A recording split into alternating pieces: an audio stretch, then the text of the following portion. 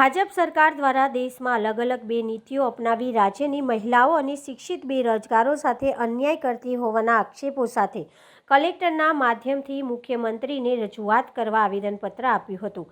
છેલ્લા 30 વર્ષોથી કેન્દ્ર તથા રાજ્યમાં ભારતીય જનતા પાર્ટીની સરકાર છે। સાથે જ મહારાષ્ટ્રમાં તથા મધ્યપ્રદેશમાં લાડલી બહેન લાડલા ભૈયા જેવી યોજનાઓ અમલમાં મૂકી સરકાર દ્વારા મહિલાઓને ₹1000 તથા શિક્ષિત બેરોજગારોને લાયકાત પ્રમાણે 6000, 8000 તથા 10000 સુધીની સહાય કરવામાં આવી રહી છે। ગુજરાતમાં 30 વર્ષોથી ભાજપ સરકાર છે અને અહીંથી જ બે નેતાઓ દેશના વડાપ્રધાન તથા કેન્દ્રીય ગૃહમંત્રી તરીકે બિરાજમાન છે।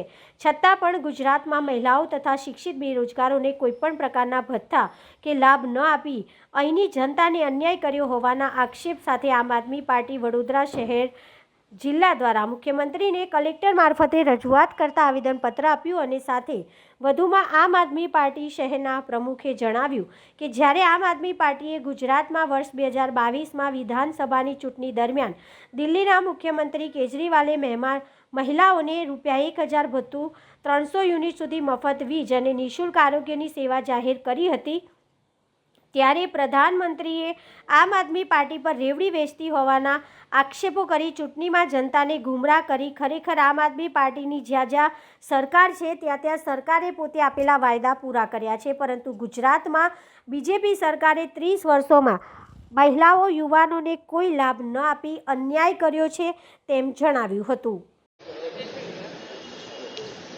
આજે અમે અહીંયા કલેક્ટર શ્રી મારફતે મુખ્યમંત્રીજીને એક આવેદન પહોંચાડવા આવ્યા છીએ કે ગુજરાતની અંદર ભારતીય જનતા પાર્ટી જે દોગલી નીતિ ચલાવી રહી છે એના માટે અમે લડત આપવા આવ્યા છીએ કે જ્યારે આમ આદમી પાર્ટી 2022ના વિધાનસભા ઇલેક્શનમાં ગુજરાતમાંથી ઇલેક્શન લડવા આવી ત્યારે કેજરીવાલજીએ 2-4 જાતની ગેરંટીઓ આપી હતી। મહિલાઓને સહાય ₹1000, લાઇટ બિલમાં 300 યુનિટ સુધી ફ્રી, શિક્ષણ ફ્રી।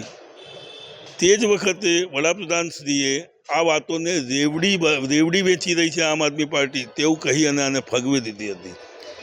આજે અમે 2022ના ઇલેક્શન પછી જોઈ રહ્યા છીએ કે દરેક સ્ટેટમાં ઇલેક્શન થાય છે અને આમ આદમી પાર્ટી આવી ગેરંટીઓ આપે છે અને એનું અમલીકરણ પણ કરી રહી છે। મહારાષ્ટ્રની અંદર, એમપીની અંદર એક લાડલી બહેના અને લાડલા ભૈયાની સ્કીમો ચાલી રહી છે જેમાં મહિલાઓને ₹1000ની રાશિ સહાય પેઠે આપવામાં આવે છે। જે લોકો જે યુવાનો ભણી ગણી અને નોકરીઓ નથી કરતા તેમને તેમના ભણતર પ્રમાણે કે તેમની કેપેસિટી પ્રમાણે 6000, 8000, 10000 સુધીની સહાયો આપવામાં આવે છે। ગુજરાતમાં ભારતીય જનતા પાર્ટી આ 30 વર્ષથી રાજ કરી રહી છે। 158 સીટો સાથે ગુજરાતની પ્રજા તેમને બહુમતીથી જીતાવીને લાવી છે। તેમ છતાં અહીંયા અદેખાઈ કરવામાં આવે છે। આપના માધ્યમથી હું પૂછવા માગું છું કે ભારતીય જનતા પાર્ટી એક જ દેશની અંદર બે પ્રકારના કાયદા કે બે પ્રકારના નિયમો કેમ બનાવી રહી છે? આજે જો મહારાષ્ટ્રની અંદર અને એમપીની અંદર જો આ સહાયો મળતી હોય તો ગુજરાતમાં કેમ નહીં?